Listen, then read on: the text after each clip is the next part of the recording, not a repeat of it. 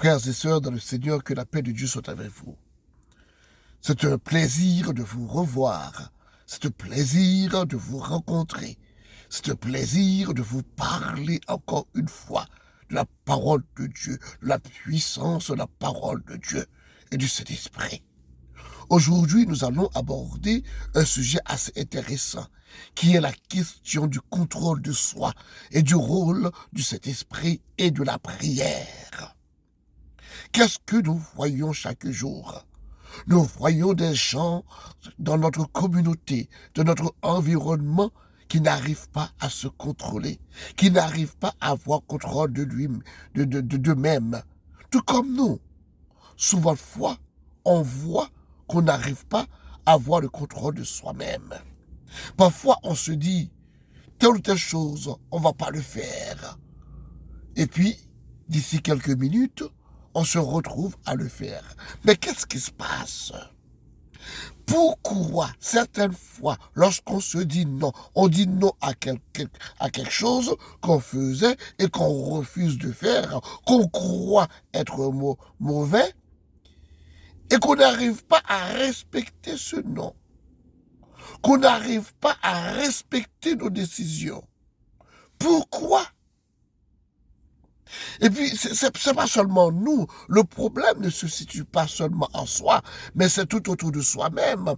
Nous voyons nos collègues, nous voyons nos amis, nous voyons nos frères, nous voyons nos sœurs qui sont confrontés à cette même problématique d'existence.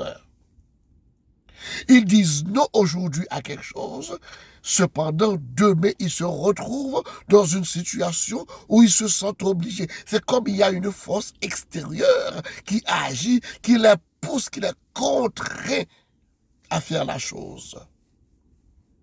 Aujourd'hui, je ne sais pas quel est le but de vos prières.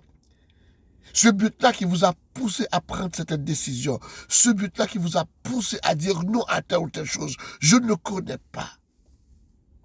Mais vous le connaissez. Ça fait longtemps, ça fait depuis quelques jours, vous disiez non, que vous ne voulez pas faire telle ou telle chose. Malheureusement, vous vous sentez contraint à le faire. C'est pourquoi aujourd'hui je viens vous parler du Saint-Esprit, du rôle du Saint-Esprit en soi. La seule personne qui peut vous aider à traverser ces moments difficiles, c'est le Saint-Esprit. Par la prière, le Saint-Esprit pouvait vous guider. Il ne faut pas arrêter de prier. Il faut prier de temps en temps pour avoir le contrôle de soi-même. Parce que des forces extérieures qui nous entourent, des forces qu'on ne peut pas voir, les forces du mal, nous forcent à faire le mal. Ces forces-là cherchent à avoir le contrôle de soi-même. C'est pourquoi vous voyez, même avec tout le savoir de l'homme, le savoir philosophique de l'homme, l'homme ne peut pas arriver à se contrôler lui-même. Sinon, si le fait d'être éduqué, le fait d'être intellectuel, le fait d'être philosophe était suffisant, on ne connaîtrait jamais, au moment qu'on se parle, de crime dans l'humanité. Parce qu'on a développé certains concepts liés à la rationalité de l'homme. Mais pourquoi, même en dépit du développement de la science, des sciences sociales, des sciences humaines, pourquoi, en dépit de tout ce développement vertigineux, on a toujours ce problème du contrôle de soi? La question de la rationalité de l'homme. L'homme n'est pas rationnel et on ne peut pas vraiment établir une différence entre l'homme d'hier et l'homme d'aujourd'hui. Pourquoi se sent-on contraint à faire des choses qu'on ne veut pas? Pourquoi se sent-on contraint à faire des choses qu'on ne veut pas? Des choses auxquelles on a dit non, on ne veut pas le faire. Pourquoi?